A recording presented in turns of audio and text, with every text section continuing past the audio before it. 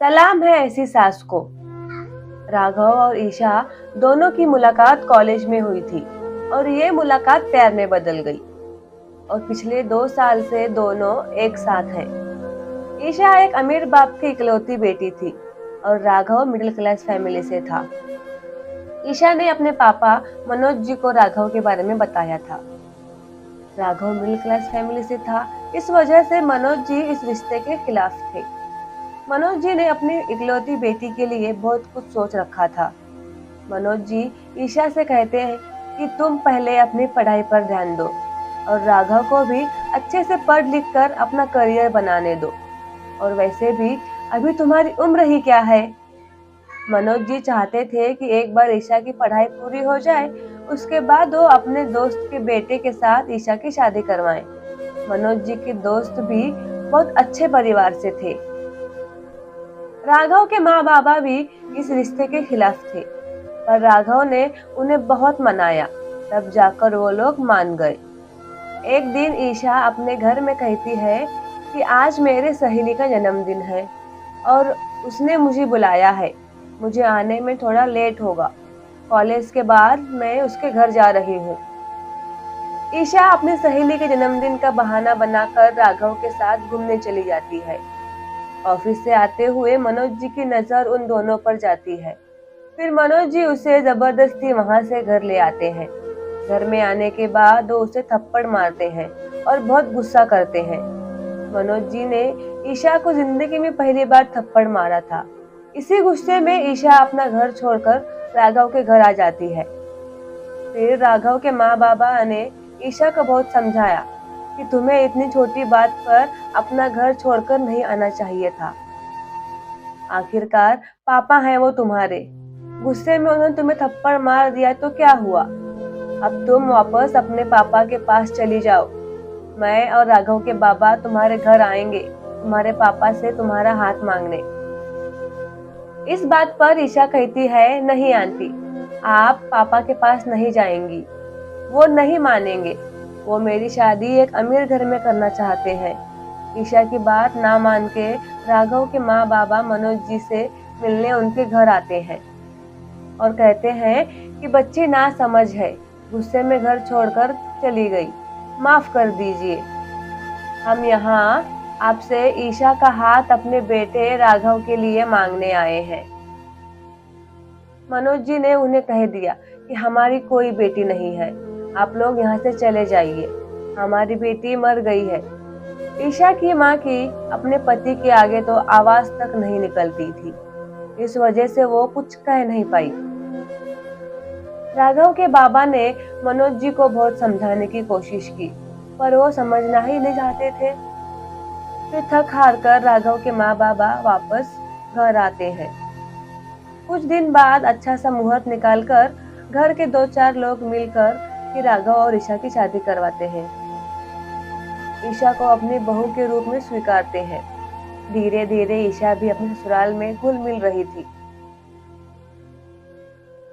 ईशा को घर का काम करने की आदत नहीं थी, क्योंकि उसके घर में काम करने के लिए नौकर चाकर थे। पर माया जी ने उसे कभी बुरा भला नहीं कहा, बल्कि उन्होंने उसे संभाल लिया और धीरे धीरे घर का काम भी सिखाया। सब ठीक चल रहा था। एक दिन राघव अपने बाबा के साथ हॉस्पिटल गया था, उनकी शुगर चेक कराने। आते हुए रास्ते में एक बड़े से ट्रक के ब्रेक फेल हुए थे और वो ट्रक सीधा राघव से टकरा गई। राघव के सर पर बहुत गहरी चोट आई थी, इसी कारण राघव की जगह पर ही मौत हो गई।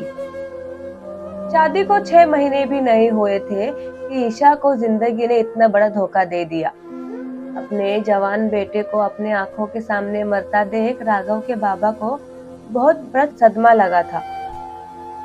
ईशा तो पूरी तरह से टूट गई थी, लेकिन इन सब में माया जी ने बहुत हिम्मत से काम लिया।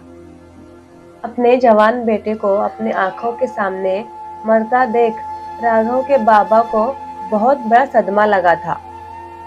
ईशा तो पूरी तरह से टूट गई थी, लेकिन इन सब में माया जी ने बहुत हिम्मत से काम लिया और सबको संभाला। कुछ दिनों बाद माया जी ने ईशा से कहा कि बेटा, तुम्हारे आगे तो तुम्हारी पूरी जिंदगी पड़ी है, तुम उसे इस तरह से बर्बाद ना करो। जिसे जाना था वो तो चला गया, अब तुम भी अपनी जिंदगी की फिर से एक नई शुरुआत करो। मैं तुम्हारे पापा से बात करती हूँ, अगर जरूरत पड़ी तो मैं उनके पैर भी पकड़ूंगी। इस तरह समझाकर वो ईशा को उसके मायके ले आती हैं। मनोज जी को अब भी अपनी बेटी पर तरस नहीं आता। कहते हैं, मैं नहीं जानता इसे, इसने मेरे खिलाफ जाकर तुम्हारे बेटे से शादी की थी, इसने हमारी जरा भी परवाह नहीं की, अब मुझे भी इसकी कोई परवाह नहीं है। चाहे ये जिए या मरे, हमें कोई फर्क नहीं पड़ता। माया जी बहुत समझाती हैं, उनके आगे हाथ तक जोड़ती हैं, पर मनोज जी ने एक ना सुनी और कहने लगे कि आप पर बोझ बन गई है तो अपने घर से निकाल दो, लेकिन दोबारा इसे यहाँ मत लाना, मुझे इसकी शक्ल तक नहीं देखनी है। माया जी ईशा को लेकर अपने घर आती हैं। ईशा को वापस अपने घर में देखकर राघव की दादी ईशा को बातें सुनाने लगती है। उसे कोसने लगी, मेरे पोते को खा गई, मेरे पोते को खा के तुझे चैन नहीं मिला, अब किसे खानी आई है।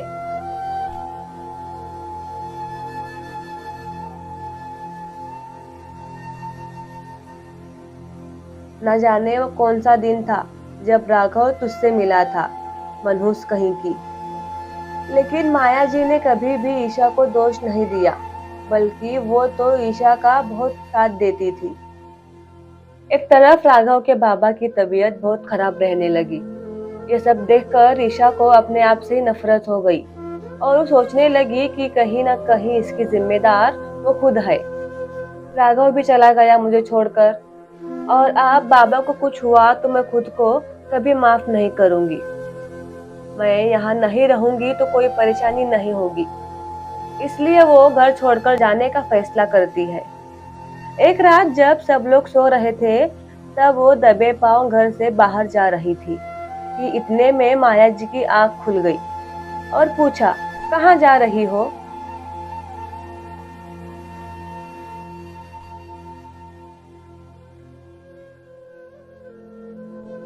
माँ, मेरा यहाँ से जाना ही अच्छा होगा, मेरे वजह से ये सब हो रहा है। अगर मैं राघव की जिंदगी में नहीं आती तो हमारी शादी भी नहीं हुई होती और आज राघव आपके साथ जिंदा होता और बाबा की हालत भी ऐसी नहीं होती। मुझे जाने दीजिए, मैं यहाँ नहीं रह सकती। वक्त पड़ा तो मैं खुदकुशी करूंगी, पर अब यहाँ नहीं रहूंगी। मेरा यहाँ आने से इस घर की सारी खुशियाँ चली गई और मनुष्यत फैल गई है। मुझे कोई हक नहीं है यहाँ रहने का। ये कहते हुए ईशा रोने लगी। माया जी ईशा को तसल्ली देते हुए कहती है, अगर तुम लोग नहीं मिले होते तो, उस दिन वो एक्सीडेंट नहीं होता तो, अब अगर मगर कहने का वक्त नहीं है बेटा। अब इन बातों को सोचने का वक्त चला गया। राघव में मेरी जान बसती थी, उसके जाने के बाद मेरी क्या हालत हुई होगी, मेरे दिल पे क्या बीती होगी, क्या कभी तुमने इसके बारे में सोचा? राघव के बाद अब तुम भी मुझे छोड़कर जाना चाहती हो। ईशा, तुम मुझ पर बोझ बनी हो, इस वजह से मैं तुम्हें तुम्हारे मायके छोड़ने नहीं गई थी।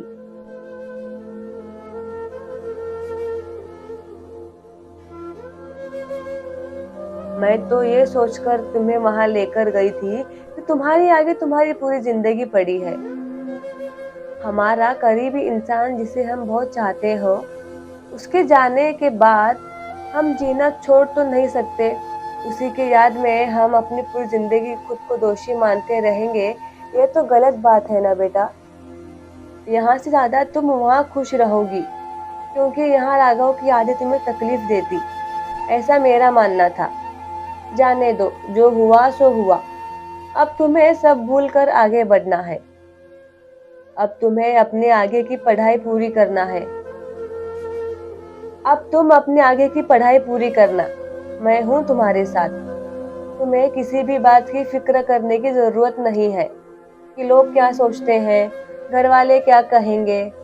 तुम सिर्फ मन लगाकर पढ़ाई करना, बाबा को और घर को संभालने मैं हूँ, बस तुम मेरा साथ देना। राघव के साथ हुए हादसे का सब लोगों को बहुत अफसोस है और सब परेशान हैं।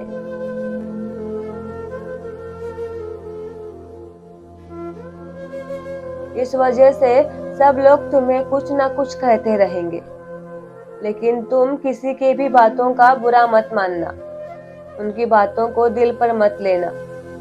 तुम्हारी तकलीफ मुझसे ज्यादा कोई नहीं समझ सकता। तुम्हें खुद को संभालना होगा। तुम मुझसे वादा करो कि तुम कोई भी गलत कदम नहीं उठाओगी। राघव के बाद अब मेरा सब कुछ तुम ही हो। अगर तुम्हें कुछ हो जाएगा तो मैं खुद को नहीं संभाल पाऊंगी। माया जी की बातें सुन ईशा गले लग जाती है और रोते हुए कहने लगी कि माँ, मैं आपको छोड़कर कहीं नहीं जाऊंगी। आप जो कहोगी, जैसा कहोगे, मैं वैसा ही करूंगी। आप मेरे लिए मेरी सगी माँ से बढ़कर हैं। आज सास बहू एक माँ बेटी की तरह गले लगकर खूब रोई, मानो जो इतने दिनों से दिल में दबा कर रखा था वो सैलाब उमड़कर बाहर आया हो। अब ईशा उस घर की बहू नहीं बल्कि बेटी बन गई थी और बहुत मन लगाकर पढ़ाई करती थी। घर के लोग बहुत कुछ कहते, पर ईशा उनकी तरफ अनदेखा करके आगे बढ़ती, क्योंकि उसकी माँ उसके साथ हर कदम पर थी।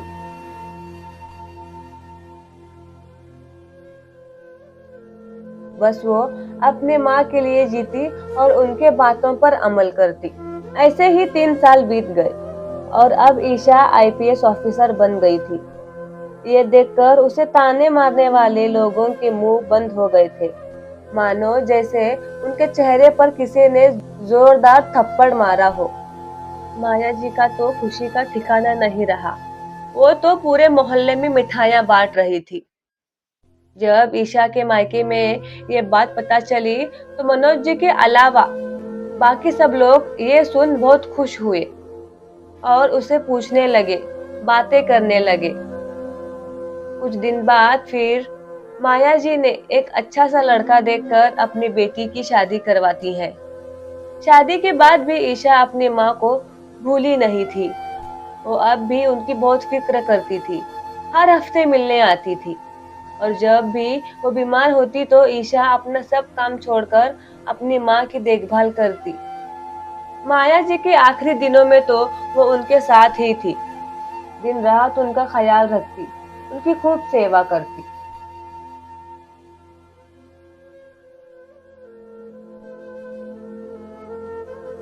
सेवा करती भी क्यों ना, ईशा को सास के रूप में ऐसी माँ मिली थी जिसने उसे सही मायनों में जिंदगी जीना सिखाया था। सलाम है माया जी के जैसी मेहनती और साहसी सास को, जो अपने परिवार और समाज के खिलाफ जाकर अपनी बहू के साथ मजबूती से खड़ी रही, जो अपने बहू को बेटी से ज्यादा मानती हो और उसे एक बड़े मुकाम पर पहुंचाती है। सच में सलाम है ऐसी सास को।